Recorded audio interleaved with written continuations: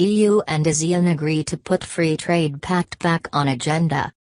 Having a region-to-region agreement between the EU and ASEAN is a long-term goal we've been discussing for many years.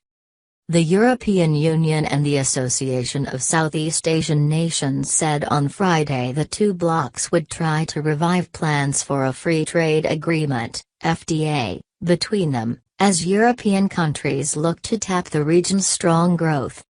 The EU and 10-nation ASEAN launched talks towards a pact in 2007 but abandoned the process 2 years later, with the EU opting instead to conduct bilateral negotiations with individual states.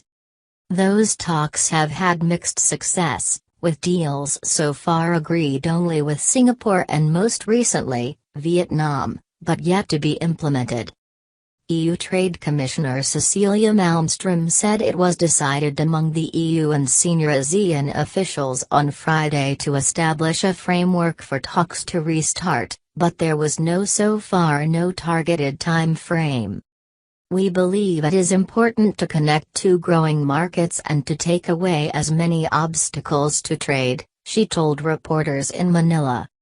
Having a region-to-region agreement between the EU and ASEAN is a long-term goal we've been discussing for many years. We are now taking steps towards this. A trade deal with ASEAN would connect the EU to the world's seventh-largest market, and one with strong consumer and middle-class expansion, particularly in Vietnam and the Philippines, which are among the world's best-performing economies.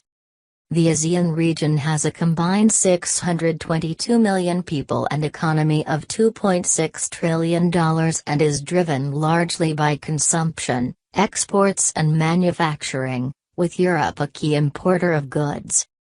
The initial EU-ASEAN negotiations were halted in large part due to the complexities of setting common standards among 10 Southeast Asian countries with various political systems and stark differences in the size of their economies and populations.